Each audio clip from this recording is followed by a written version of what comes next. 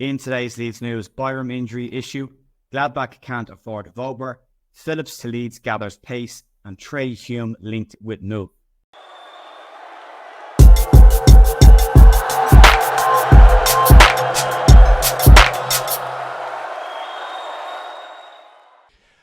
Morning folks, here at The View, a slightly different location. I'm still in Leeds and I'm working from a hotel today, so no screen and this weird kind of grey look on my face. Also, the hotel that just started hoovering outside my room. So we're just going to get something out today. And there's a couple of bits to go through and I wanted to crack on. Yesterday, fantastic result for Leeds. Again, considering probably not a particularly great performance from Leeds, that middle bracket of the game where Leeds just dropped off pace again. But showed an ability to actually get the job done and get the 3 points, which was all that was needed. 4 points from an Easter break. That is normally not very kind to Leeds. Right, so let's crack on and we'll get into this. We'll start off with some news that came out yesterday around Sam Byram and the match itself. Leeds having their own set of injury issues and they're coming at the wrong time of the season for Leeds. Ilya Grew, Pascal Strupp and Connor Roberts all out injured currently, and now possibly adding Sam Byram to that list. Yesterday, Leeds' first goal scorer Sam Byram told Daniel Farke at the halftime that he was no longer able to sprint, but considering the situation that Leeds were in, would need to stay on the park. Farke told Sky Sports that it was lucky that Leeds had Jamie Shackleton in reserves who could step in and fill in that position, but Farke didn't make that change until the 90th minute of the game. Considering that Byram was up against one of Hull City's best player in Jayden Phillips, it's a bit of a testament to a player who has had criticism for his injury history, but still managed to stay on the pitch and play an additional 45 minutes when he was unable or in pain with sprinting.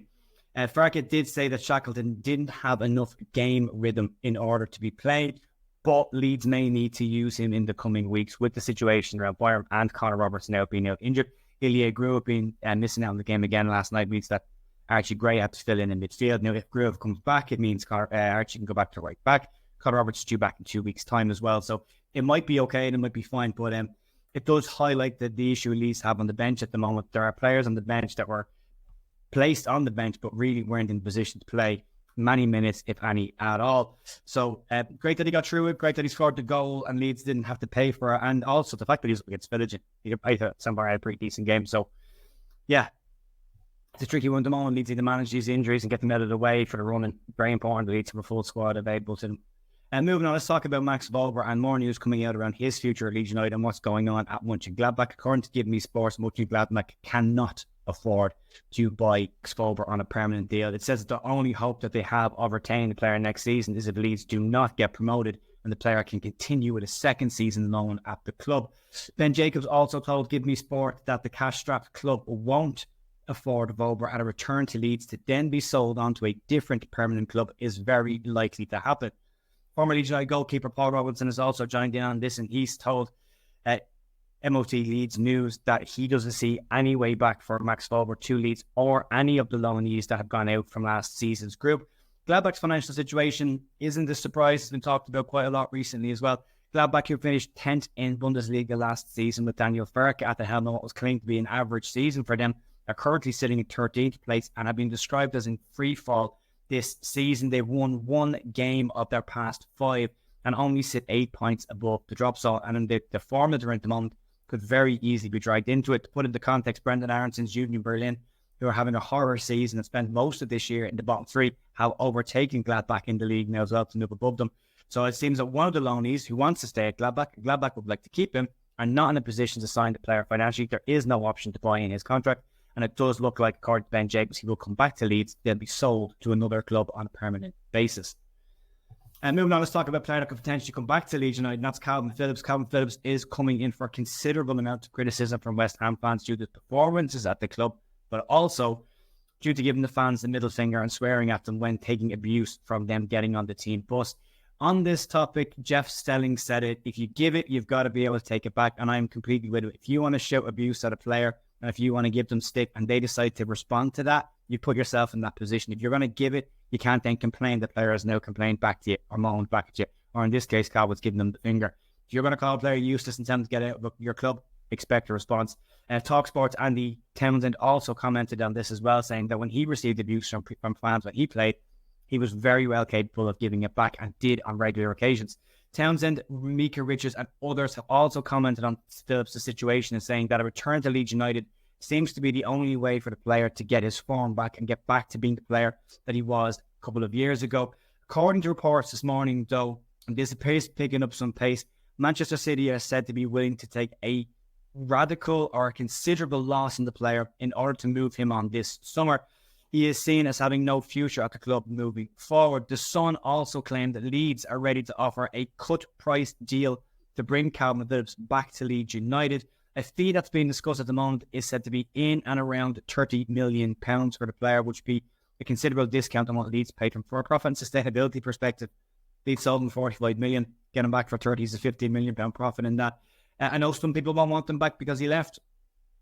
The way I look at it was Kalvin had kind of done everything he could for Leeds at that time. I'd gone to win some trophies. He's won those trophies. I have no problem with the player coming back. How he fits into Daniel Farke's system is the interesting one. Bielsa kind of created his own system for Kalvin, the 4-1-4-1.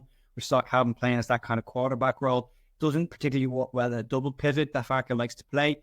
However, we have seen with Ilya Groove in the Leeds team this year that an out-and-out defensive midfielder does have a place in the Leeds United team, and Kalvin could fit that role quite well, although he would have to compete for that position with Groove.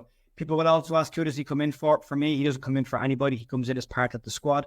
And if you look at what Leeds need to do, and again, talking about the Leeds United bench, it's a case of adding another really good quality player to the squad to give Leeds options off the bench and have players competing for positions across the park, which Leeds will need to do should they go to the Premier League next season. And moving on to the final story of today's short video today, but according to Football League World, Leeds United are amongst several clubs that are interested in purchasing Sunderland's fullback Trey Hume. The Daily Telegraph in Northern Ireland have confirmed this as well. They've said there are other clubs interested in the player and Leeds will face some competition should they decide to make a move for the player. The clubs that have been named are Aston Villa, Bournemouth are amongst 5 clubs interested in the player. Napoli in Italy also been name checked as one of the clubs interested in the player, and Leeds United there as well. What it should be said about the player is he's having a really, really good season for Sunderland. He's a fullback. Leeds will need more options in the fullback area. He's played 40 games for Sunderland so far this season and wouldn't be seen as a very expensive option for Leeds should they decide to move, and would be a player Leeds could move for should they get promoted, or if they don't get promoted, would still be in a position to bring the player in if they were in the Championship.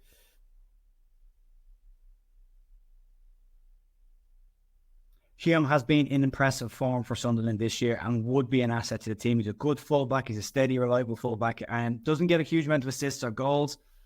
I think if Leeds were smart, they'd have a look at trying to get Leif Davis away from Ipswich should they not go up, although they appear to not be going anywhere right now after their win yesterday against Southampton. So, it's going to be an interesting one. But as I said before, we're about to see an awful lot more of these rumours pop up over the course of the next couple of months leading into the summer window. If Leeds get promoted or look like they're going to get promoted, there's going to be an awful lot more rumours around this. The Kalvin Phillips one's probably an easy one to do to link to Leeds. There's a lot of people talking about going back to Leeds in order to get his form back, and that's a very easy link to make as well. But for me, there's 2 good players there being linked with Leeds United. Leeds will need to bolster the squad. We said it a couple of weeks ago as well. Leeds will need to add some quality over quantity. 5 to 6 quality players from Premier League level will be probably needed should Leeds go up. But it's still very much up in the air. He's sitting in second place. Leicester have the game at hand. Ipswich not going anywhere, hanging in there. Good result for them against Southampton yesterday. Played really nice football as well. Leeds will have a tough task on their hands to get up. Leeds will have a tough task to make the automatics, but very capable of doing it as well. If Leeds can get their rhythm back and their form back that they showed just before the international break, which hopefully this week of break will give Leeds a chance to do, then maybe we'll see Leeds move into an automatic spot. Maybe we'll see Leeds hold on to an automatic spot and get up first or second. Don't care. Just want to see Leeds get up. And if we get in the playoffs, I still fancy Leeds to go up anyway. So anyway, folks, that's it for me today from the lovely Holiday Inn here in Leeds. Back tomorrow in my normal location. Have a great rest of your day, and I'll talk to you soon. See you then.